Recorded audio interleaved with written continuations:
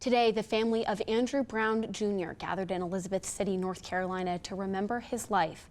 Brown, a black man, was killed 2 weeks ago by Pasquotank County Sheriff's deputies trying to execute a search warrant. In the wake of his death, protesters have demanded more information about what led up to his death. Organizer of Occupy Graham, Kristofer was in Elizabeth City this weekend fighting for change, and he joins us now live. Kristofer, thank you so much for joining us. Great to be here, Maeve. How you doing? I'm good, thank you.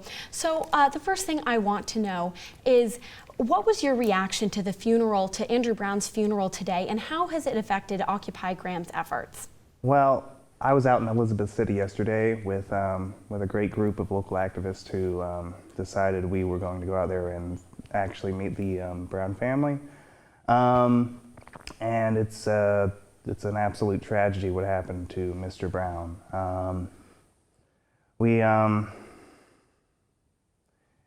He's another in a long string of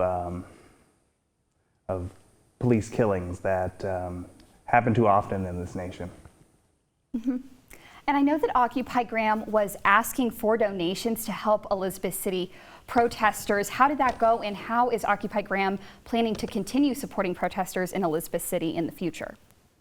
Well, we're planning on, right now there's no plans for any kind of solid action, but certainly a number of us are continuing to try to make it out there, and we invite everyone who's connected to Occupy Graham to also try to make the effort.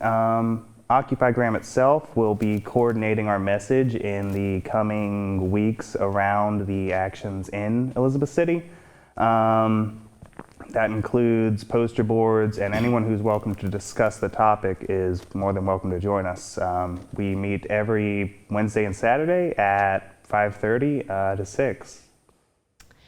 And there are protests, the protests that are happening in Elizabeth City and elsewhere around the country surrounding police killings. But how are those events happening elsewhere affecting your efforts in Alamance County? Well, it seems that the more that people of color are harassed in this nation, the more that Graham feels it personally.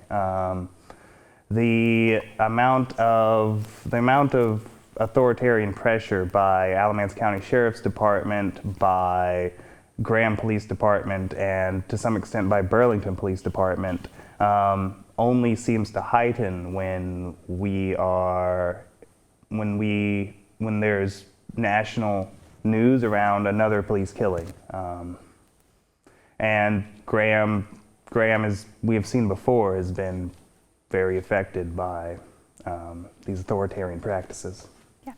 What is Occupy Graham's ultimate goal here protesting in Graham?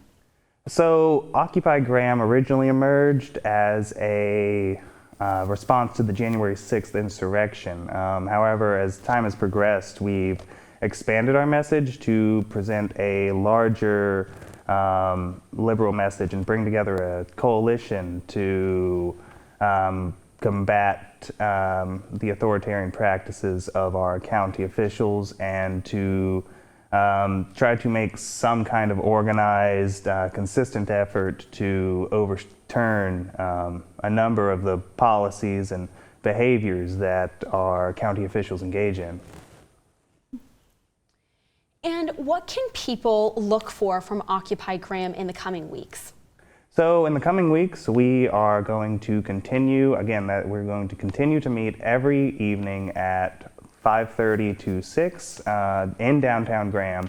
We're going to continue to put pressure consistently on the county officials. We're going to continue to push for that. The number one issue for a lot of people out there is, in fact, the statue. The Confederate statue that was erected by the United Daughters of the Confederacy is a driving force for a lot of activists in the community who feel a consistent